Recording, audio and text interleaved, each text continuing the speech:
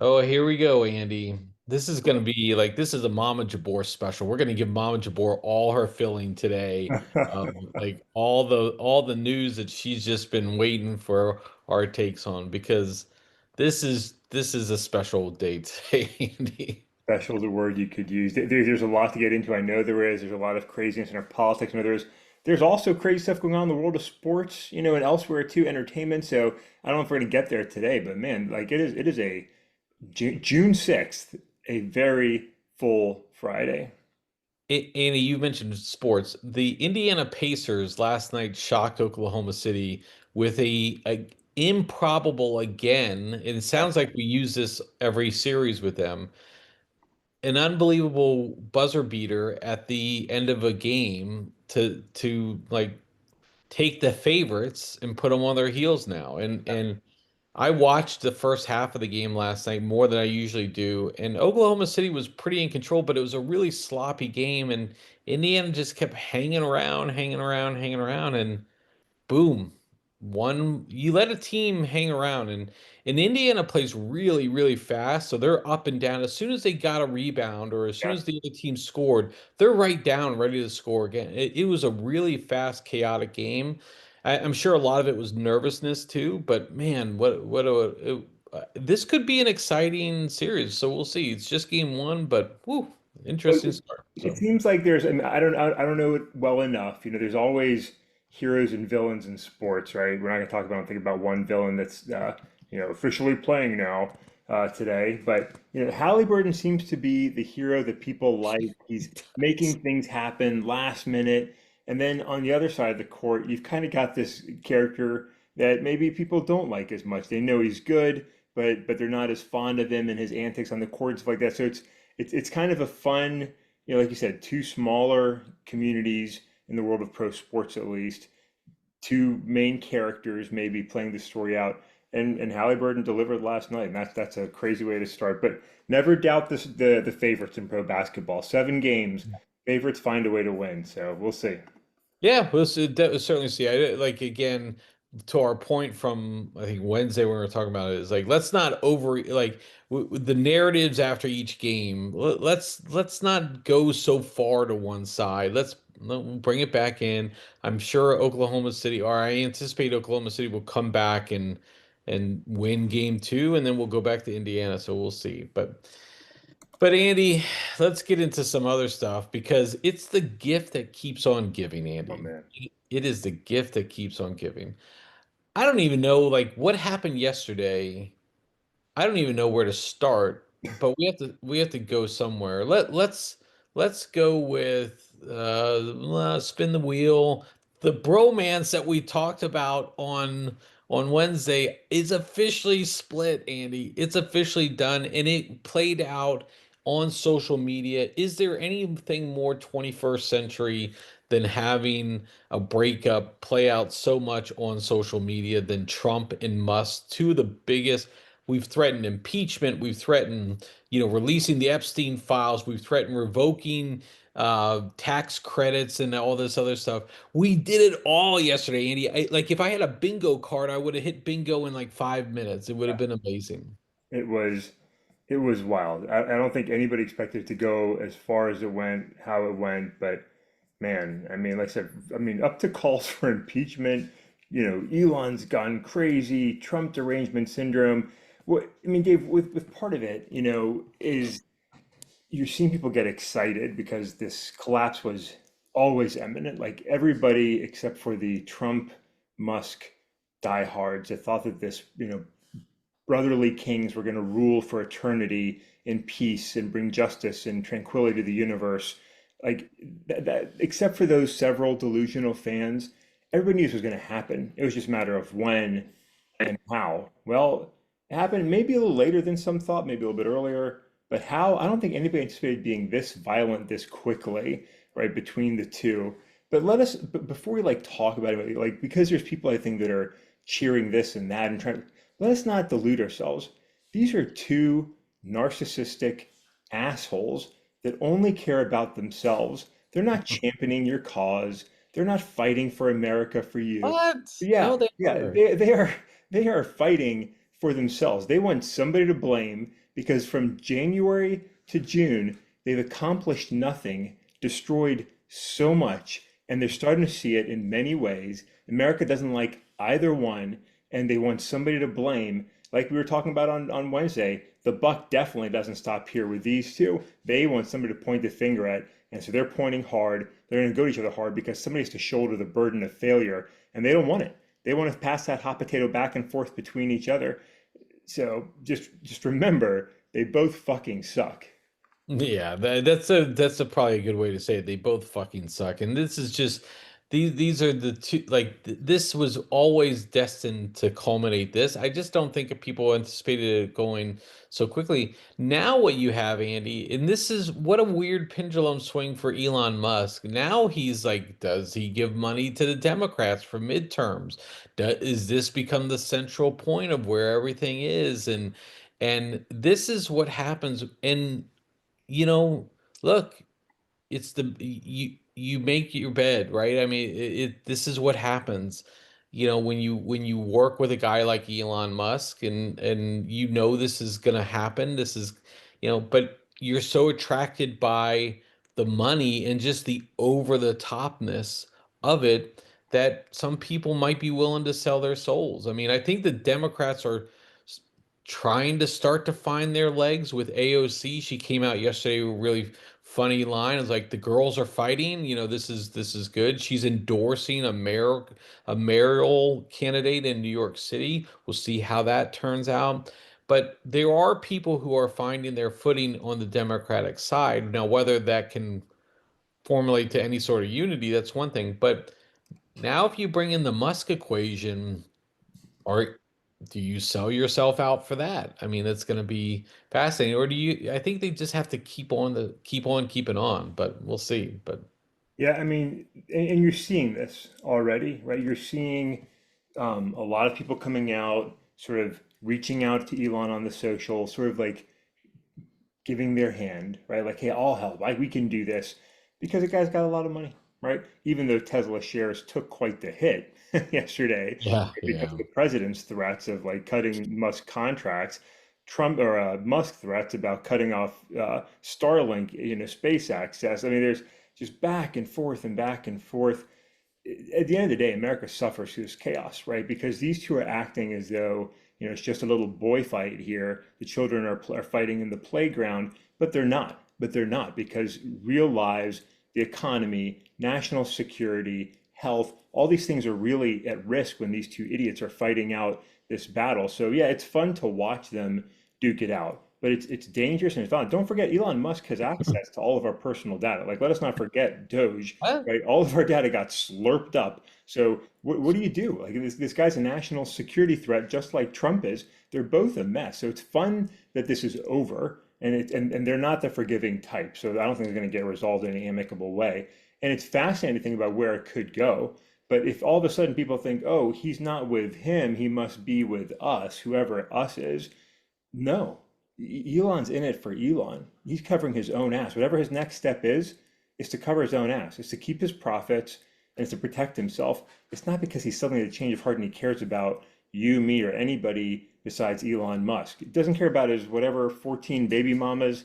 Doesn't care about anything. He cares about himself. And Donald Trump, now, where do the Republicans go? Where do they go? You see posts from some of the MAGA, faithful, Laura Loomer and others, and Bill Acker, let's make peace, let's resolve this.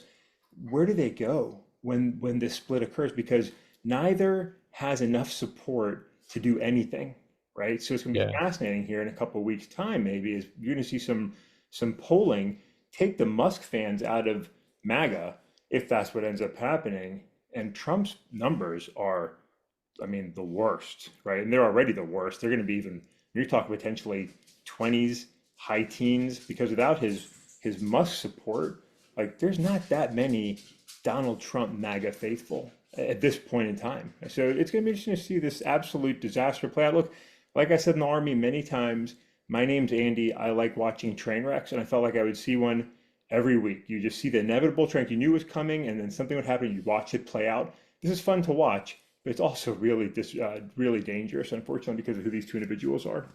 let's just carry a couple threads there for a little this next segment, because then I'll have the other one of the news from yesterday.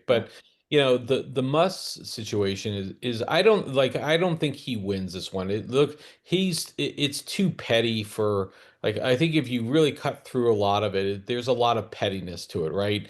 I'm doing all the Doge cuts and now you don't want to do it. And I think the narrative for Trump is really strong because you're like, hey, we took away his credit, so now he's mad at us, and I kicked him out, so now he's mad at us. But I have to also say, like on the Trump side too, you mentioned Laura Loomer. yeah, Again, like her or not, however you feel about it, her stated position is she wants to make sure that the president is set up for the best chance to succeed by not having chaos in the administration and not having chaos and all this noisy type of stuff. And with people who don't really support the president's agenda, whether you like it or not. This just makes, again, this is chaos in the agenda. And this is chaos to Trump now, not like he's derailed on so many other things because it's going to be very easy to get Donald Trump off track here by saying, hey, what about Musk? And this is going to be a 2 week story, a 3 week story, and it's going to derail from the budget, what's going to be part of the budget discussions, and people are going to really challenge what they feel on it. And then Andy, you throw in things like a travel ban. I mean, I think I was telling you beforehand, like this wasn't even on the Dave Pounder bingo card of what could happen. And so now I had to scribble it in there. And so, like, what do you like? All of these things that are being added, it just causes chaos. And it's like, what are we doing here as an organization or as a country? I just don't know. yeah. And this probably, just to go back, this is Trump picking up where he was in his first term, as he welcomes white South Afrikaners, right? He welcomes them into the country. The other hand is banning, colored people from dangerous parts of the world. Look, the countries that are on his list, like there's problems in all those countries, right? They have their share of internal issues. Some of the people leading that country, like you can definitely make the case there's some threats in there, but it doesn't look good optically when you're saying, hey, poor oppressed white people come to America, be safe, but people from Afghanistan, Burma, Chad, Republic of Congo, I'm looking at the list here, Equatorial Guinea, Eritrea, Haiti, Iran, Libya, Somalia, Sudan, Yemen, Burundi, Cuba, Laos, Sierra Leone, Togo, Turkmenistan, and Venezuela. You people, you brownish, darkish people, you are a threat to America and you are banned. I kind of joke about it and it's fun to make fun of, but like on a very serious note, on a really serious note, that list includes Afghanistan. And Dave, this is the absolute exclamation point on the shared failure from George fucking W. Bush through Obama, through Biden, through Trump, of failure to those that have stood by us in war. Afghanistan is still full of Afghans that served alongside you, me, and our brothers in arms during our deployments there over a 20-year period, putting their lives at risk, and are still actively being hunted by the Taliban, who Mr. Trump has been cozy with in the past. And we're saying, hey, not only can you not come, not only is our immigration process that's been slow and frustrating not going to work for you anymore, you are not allowed here at all. Period. You're giving some of them a death sentence. And that, again, just like we've talked about on other issues, America is not a friend to the world right now. You stood by us in war. You put yourselves and your families at risk. And by the way, fuck you very much. You can't come to America. You're a threat. Just vet the people, right? Don't ban countries, vet individuals. But, again, that part sucks. The optics of this suck. It's craziness. It's more crazy from the White House. Everything is fucking crazy from the White House. Yeah, when you put bans like this in place, and it tells you that you don't have really effective processes and procedures to really do the job the right way. And so you're like, I'm just going to stop it. Like Yeah, that's the only yeah, way to get it done. Like you're exactly right. Like put checks in place, put the right processes in place. But again, it's so incompetent. And again, instead of addressing the core issue about government, that's something that we've been talking about a lot here. The issue is not aid to impoverish people. That's not where fraud, waste, and abuse is. Maybe it's a little over the top. That's fine. If you want to pull some of that back, that's one thing. The issue is government at its core and addressing those core issues. It's like you're meeting with your MAGA friends for dinner. They say it's not the issue is not the Constitution. It's the implementation of that stuff that's incompetent, and that's what you have to root out and check. This travel ban is just again a knee-jerk reaction to oh, see, I solved that problem. You didn't solve the problem because it still exists in other parts of it, and those individuals, if they are in true threat actors or risks to the country, are just going to find workarounds in other ways. I mean, that's how it works. If you don't have effective controls in place, and you don't have effective processes in place, these are the type of knee-jerk decisions that happen. yeah. So, I mean, it's just as simplistic a solution as Liberation Day. oh yeah, yeah. And right, we're just going to fix everything by Woo! tariffing the hell out of everybody. Yeah, like that's not an approach. That's not a viable way to manage the economy. These are simple solutions. These are fifth grade solutions, right? These are ideas that a fifth grader might be like, oh, well, they're a threat. Just stop it. Oh, we need more money and we want to lower taxes. We're just going to raise more money by making everybody else pay for shit. Mhm. It doesn't work. I mean, it does like you've got to be more thoughtful. This is the White House. You're affecting the world. So fifth grade solutions don't work, but fifth grade solutions are what we have. Fifth grade school ground fights are what we have. That's who America has elected, Dave. We've elected an elementary school child as narcissistic as children can be, right? They think about themselves because they're kids. I mean, like we've elected a fucking 11-year-old. Oh, I love it, Andy. Okay, let's try to go off topic a little bit. All Andy, right. I talked about the Savannah Bananas. I'm excited Yeah. about going out there today. You've got something good you're going to this. Is it this weekend or when are you going here? No, Dave, I didn't remember that we are going to even talk about that. It's in August. I'm Oh, excited, Dave. I was from time to time I'll like sift through upcoming concerts, like what's going on, what's out there that we can go to, maybe check out. Summer, is a great concert time. So I was looking and I see punk rock legend Billy Idol, now like hovering right around 70 years old, is going on tour and he's coming to our neck of the woods. Now I ran to my wife and I was like, let's go see Billy Idol. She's like, well, when is it? And I was like, it's in August.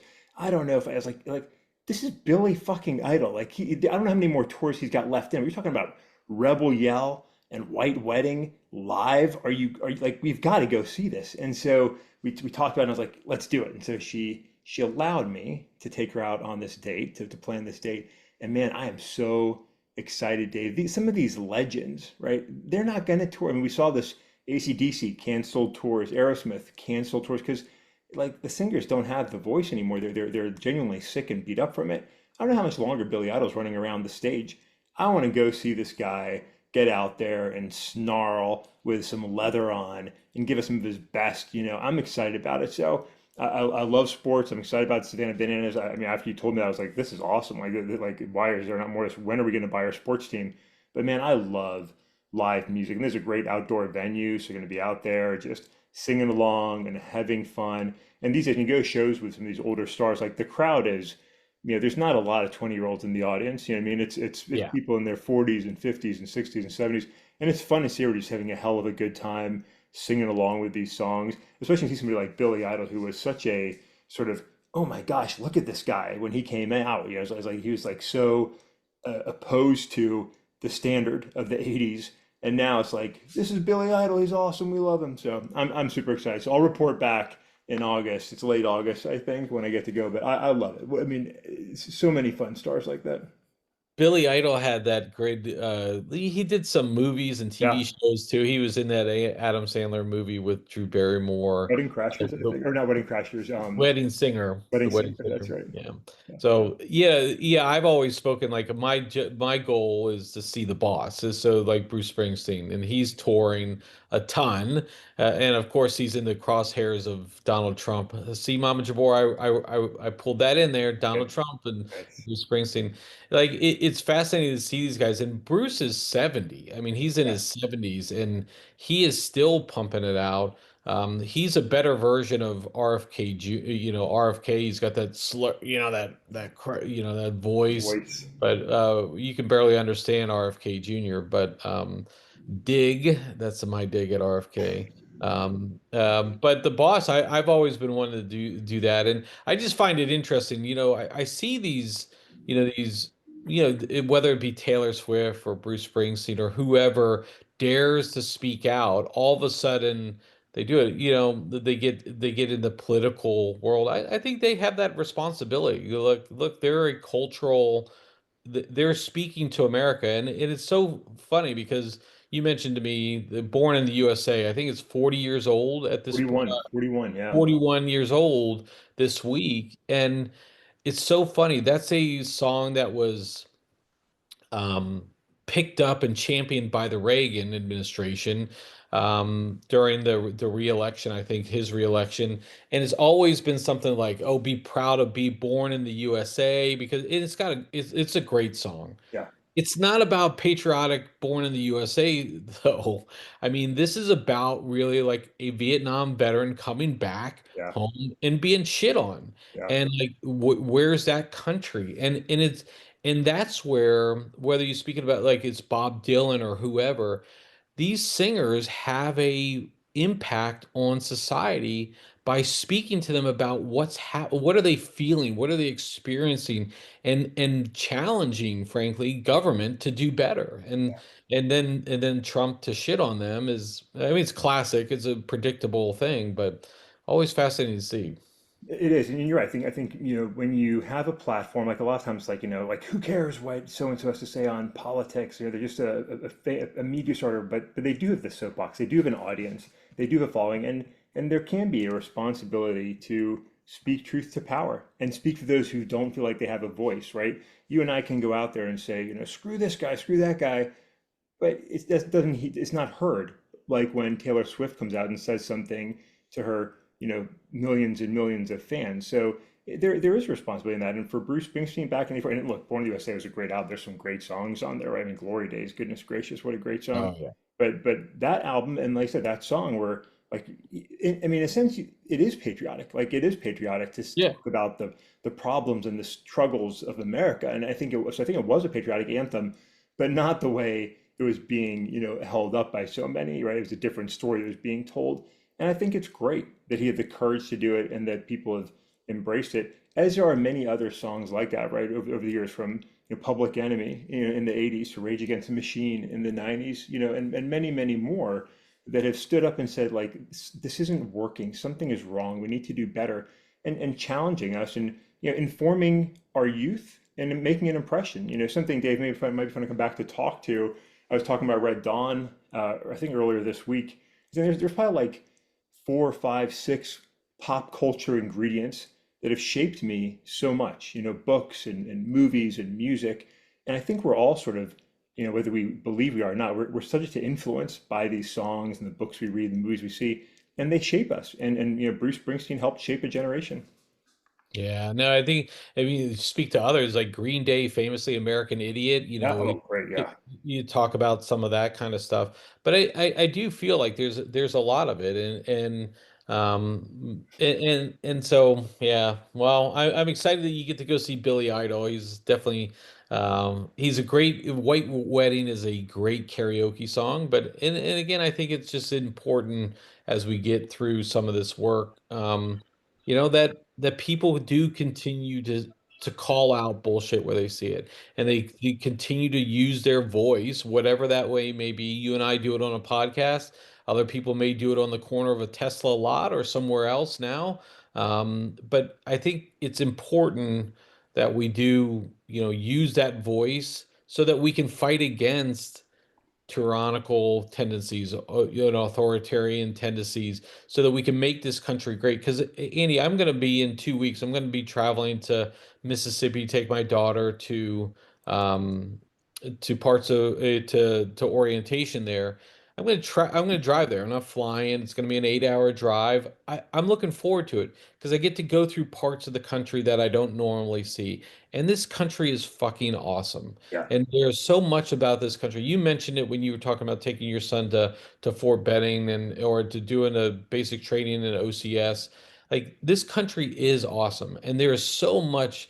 The small towns, everything about it yeah, makes this country great. And that's why we'll continue to be above one person. It's the flag, it's the people, it's the landmarks, it's everything about this country. And dare I say, Andy, it's the diversity and the inclusiveness of this country when we can celebrate that. So even from the dirty countries. even from those dirty countries, Andy. Sierra Leone, really? I mean, yeah. So okay. Why Well, picking on? Why I picking like on? the positive. I like the positive finish, Dave. I like the positive finish because America is fucking awesome, and I'm grateful to be able to wake up and scream her praises and her miseries with you 3 times a week. I am grateful for that as well, Andy. So I'm going to get ready for my Savannah Bananas tour tonight. I'll give you a recap on Yeah. Monday. It's like it. The game is at 7, but they have so many pregame festivities. It starts at 2 o'clock if you want to go there. There's no way we could get there. But I'm like, this is. We should maybe do a deep dive into this group. I look up at some of the stuff that they do. It is a true fan centric driven approach. Yeah. It's fascinating. So, I'm all right, excited for you to have a good time tonight and we look forward to the recap. we will definitely have one. So, I will catch up with you then on Monday. Have fun, everyone.